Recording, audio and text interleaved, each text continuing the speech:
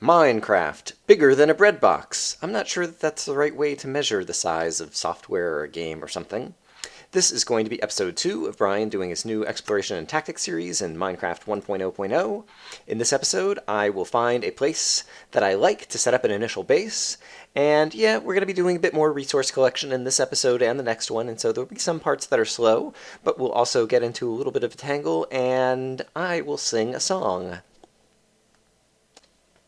Welcome back. After the first episode, I continued walking to the north for a few Minecraft days until I finally found a place that I want to set up a little base. And so I've got just a tiny base set up here, have some nice decorative flowers over on the side. I've kind of put away all the stuff that I've accumulated at this point, which still isn't all that much, and started a reed farm that's right over here. And the reason that I chose this spot is because of this. This was a cool landscape. I've just been walking to the north, and I walked up to this, and as I was walking up to it the first time, I thought perhaps it had not, completely rendered yet. But it is, in fact, completely rendered, and so it's this crazy little overhang, and then there's kind of like this middle hollowed-out area, and it looks like there's even a skylight in it. And so it might be a cool place to have a base, although right now I just have my base kind of over here and just looking at it, because I think it's cool to look at. And so I thought this might be a fun thing to show off with you guys, and obviously there's some dark areas. I see a zombie over here already.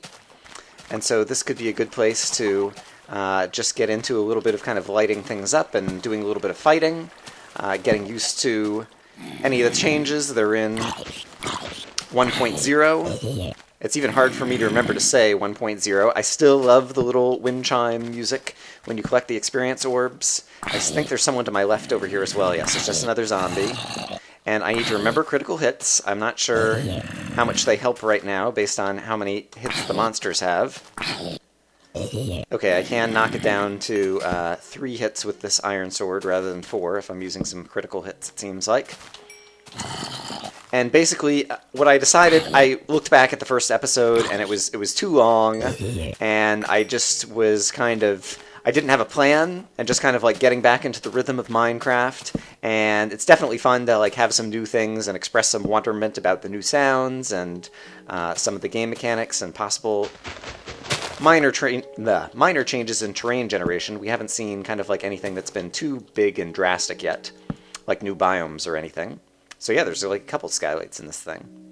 There's some more coal over here that I'm going to grab. But at the same time, I felt like the first episode was meandering and kind of purposeless. And I, in general, prefer to have more of a purpose or a goal. And it definitely was the case for the whole Good 404 challenge series, that the purpose and the goal was very obvious. There were a bunch of rooms, and you had to conquer them and find the wolves. And now I'm back in Minecraft, just playing Let's Play, and it's open world, and I have to decide what I want to do. And so, on the one hand, I do have some decisions for what I want to do in this episode, which I'll share in just a moment.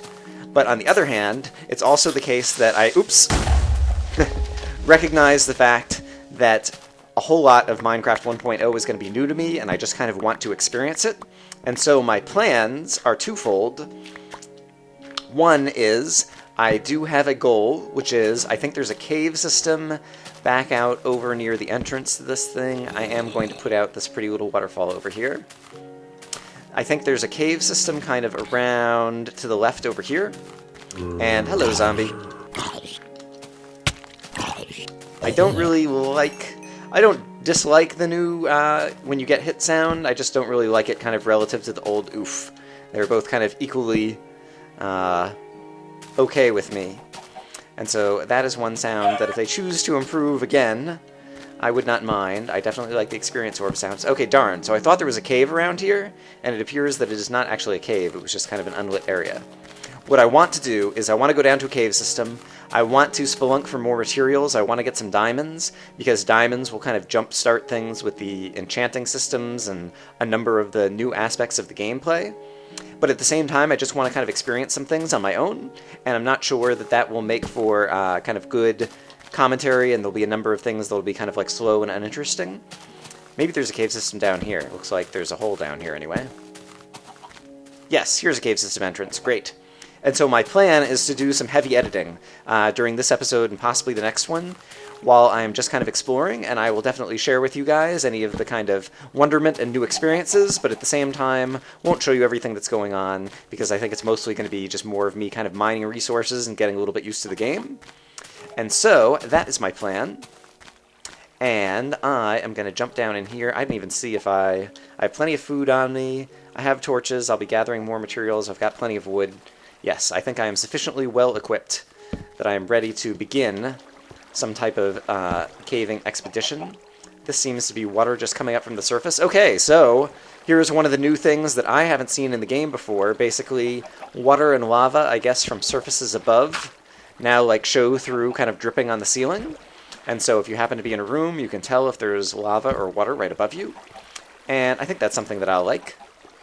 I want to go ahead and see if I can plug up. I guess there's like a whole big row of where the water's coming in over here, so I won't try to plug all of this up. And in any case, it doesn't seem to be interfering with the rest of the cave.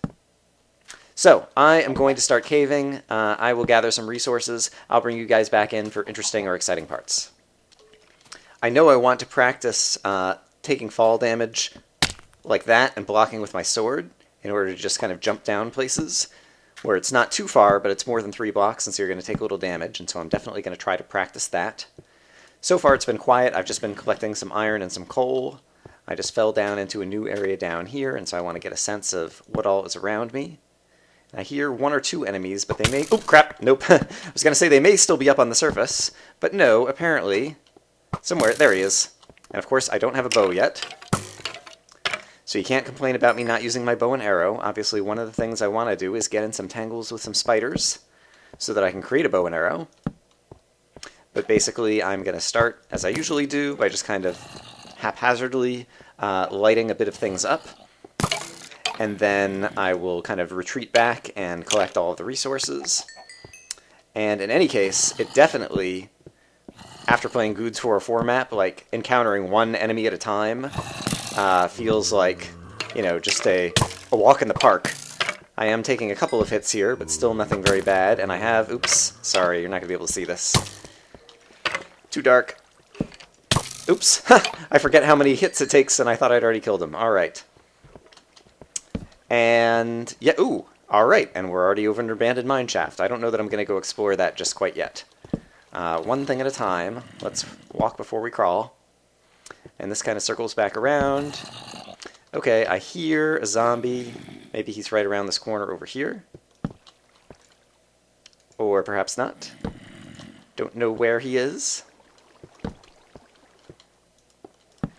Alright, I'm going to continue lighting things up. I'll bring you guys back in. We've got our first weather upstairs. I hear that it's raining, and so I'm glad that I'm down here because I'll be able to avoid the loud rain sounds. What I won't be able to avoid is loud zombie sounds. Probably because there's a zombie right there. Hello, zombie. How nice to only see one of you at a time. I guess there is still somebody else somewhere. I really like those wind chime noises. Alright, it looks like we are coming into the abandoned mine shaft, apparently. And so obviously, this presents much higher risk in terms of the fact that we may run into spider spawners and all kinds of other nonsense. I guess it's not nonsense. And I didn't really intend to, but I am so glad that I had this for cutting down trees upstairs, but I'd forgotten. Oh, it's a thunderstorm! Wow! Alright, we got a bunch of weather really quick. I find that having an iron axe anytime you're down in the abandoned mine shafts is almost always a good idea, because there are so many of these wooden pillars like this that I find are very hard to see around and navigate around, and it's easy for kind of enemies to kind of get the jump on you if you're not careful, and so I like just cutting them down so that I don't have to worry about that, and so that I have a whole lot better visibility as I'm going through the mine shaft. And so I guess we can chalk that up to another recommended tactic in terms of Brian's strategy. And let's see. Yep, I'm just going to keep on chopping things down, exploring. I'll probably get in a tangle with a couple of bad guys. At some point, I'm sure, I'm going to run into an Enderman, which I hear are much more difficult in this version of Minecraft than they were in previous versions, and so I will definitely show you guys that. Oh yeah, and the fence posts apparently have a new hitbox, and so you can kind of like squiggle around them and possibly like hit some guys around them and different things, and they don't take up a full block, which was kind of ridiculous in the previous version. So that's happy. And yeah, I will try to notice the iron as I find it and dig it up, and I will see you guys in a moment. Yikes! That thunder is going to keep startling me. One thing that I've not yet done is figured out a good strategy for Brian in terms of not getting lost inside the abandoned mines. In cave systems, my main strategy for not getting lost is to mark dead ends by using my little torch trick. And that works pretty well for cave systems and things that are relatively kind of lightly interconnected. The mine shafts tend to be heavily interconnected, and there are many passageways.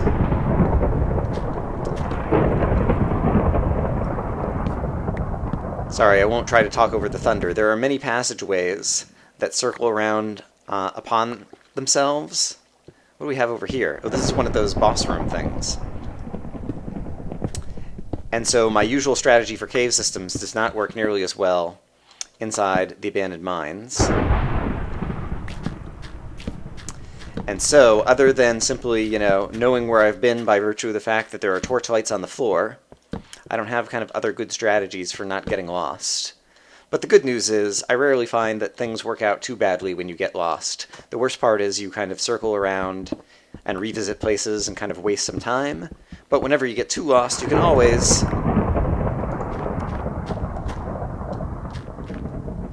always simply dig a tunnel back up to the surface, and then once you're above ground, it becomes much easier to kind of locate where you are. And I see a chest for the first time in the abandoned mine. Let's see what kind of goodies they have in store for us now. 2 chests. Oh, goodness. Wow, an iron pick, redstone, bread. That's quite the haul. And there's another chest right here, lapis, melon seeds, another iron pick. That's pretty sweet. Like, no kidding. I'm very happy with that. I don't know if they have kind of upped either the, chances or probability that you'll get different items inside these chests, or if I just happen to get very lucky right there, both in the fact that there were 2 chests right next to each other and that they both had a bunch of good stuff in them. But either way, I will take it. That makes me happy. Alright, and I hear a zombie down there. I'm going to try to kind of stay on this level for a while and then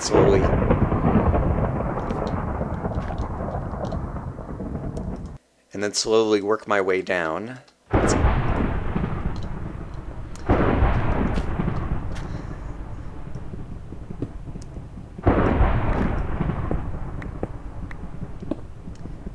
That's the general strategy that I'm after. Sorry that I keep having to wait for the thunder. And so I actually thought about, when I was first setting up the base over here, possibly building a house and building it out of wood.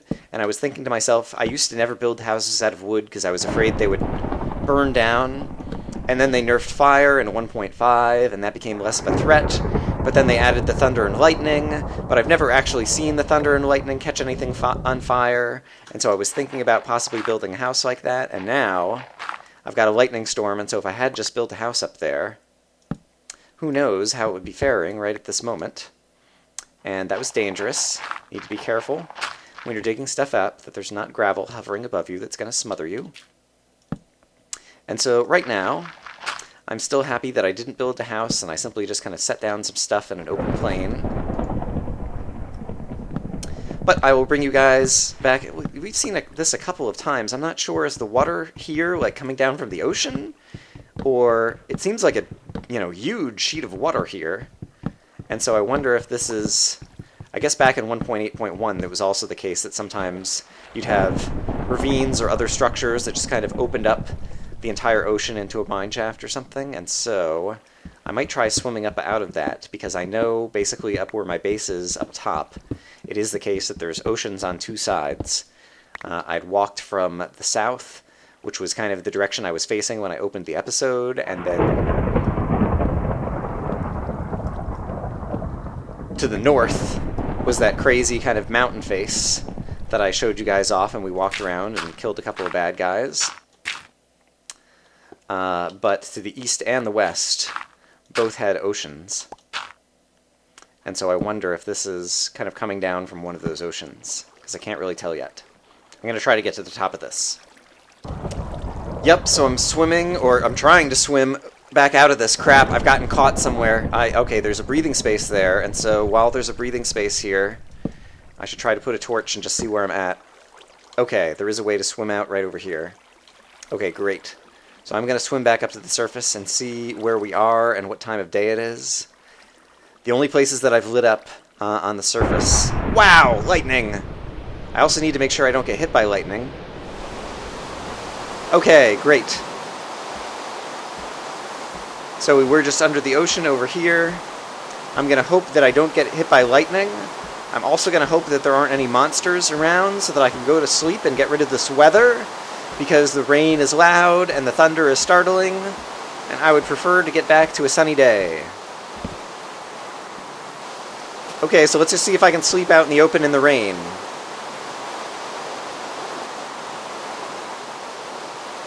Okay, and does the weather still reset? Yes. Okay, terrific. And I see a spider and a creeper. I need to be careful of the creeper, but hello, spider. Oh, the spider, of course. It's daytime and he's passive. So maybe I should take the creeper out first, actually. Hello, creeper. And while you're walking over towards me, I just want to circle around, make sure there's no other bad guys afoot. And so we will take out the creeper. We will get the happy wind chimes. We will go kill our spider friend. And get one piece of string. One piece of string down, 2 more to go. And then I will have a bow. I've already collected 5 arrows from skeletons that I've killed. I'm already up to level 9 in terms of experience, which I don't really have a sense of if that's good or bad. I think it like rises exponentially, and so it gets harder and harder to kind of like get to each new level, as I understand it. I'm going to drop off some inventory and then head back into the caves. I just wanted to reset the weather to make the thunder go away so it wouldn't be as loud. So I will see you guys in a little bit. Okay, I think possibly I just heard an Enderman for the first time. And so that's why I've brought you guys back in. I think I just heard him again. I'm going to try to be quiet and see if we hear him. Do you hear that spooky sound that sounds kind of like... Yeah, that. Like a Martian, or like like a Martian, because we all have encountered Martians and know exactly what they sound like. It sounds almost like wet rubber, and kind of like clicks and murmurs. But I believe that is the new Enderman sound, and it is spooky. And I hear that Endermen hit a whole lot harder now. And of course, to calm me down, the game has some of the nice happy music going on. For all I know, the Enderman that I'm hearing could be on the surface, but at the same time, I could look at him at any moment, and that could be bad.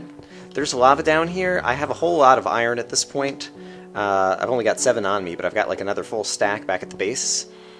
And one of the things I did do is I made more buckets, and so I want to go down there and scoop up that lava, so I have a bucket of lava on my person. Because as we know very well at this point, a bucket of lava is very often a handy thing to have for fighting. And so, wary of the possible bad guy noises that are around me, I'm going to try to carefully get over here without dying. Scoop up some lava in a spare bucket. Hello, spare bucket. Lava in a bucket is one of my favorite things. In fact, I even wrote a song about it. It goes, lava in a bucket, lava in a bucket. Lava in a bucket, it's one of Brian's favorite things. To kill all the enemies below. Something like that. I always forget what the lyrics are. I've sung it once or twice in a Let's Play, I think. I've sung it in the shower, too. Because lava, oops. I meant to right-click and block with my sword, and instead I left-clicked and swung the sword, and it turns out that it was only a drop of 3 blocks anyway. And so I still definitely have work when it comes to blocking with the sword, especially with regards to taking fall damage. Oops, I wanted to put that there and put that out. But at least I'm trying to practice. I'm sure eventually I'm going to get better. There are the 2 chests that I found before. Apparently there's a different source of lava over here. I was thinking these were the same lava waterfall, but apparently there is another lava source here. I don't hear the Endermen anymore, and so perhaps the Enderman that I did hear a moment ago was on the surface. And so for the moment, kind of false alarm. But I expect I will encounter an Enderman at some point in the not-too-distant future, and I will be curious to see just how difficult he is to fight. For the moment, I'm going to get over to where that lava is and put out that lava stream, because in general, Brian's thesis is lava is the only way that you can die and lose all your items, and so you should avoid it at all costs. And so I'm even going to make a little cobblestone, kind of like that. Oh, look at that. The cobblestone just blocked off the lava source, so that works out very nicely. And I hear stuff swimming, but I believe it's above me. Yes. And since these chests, I do believe, are both empty now, I will go ahead and break them down so they don't distract me.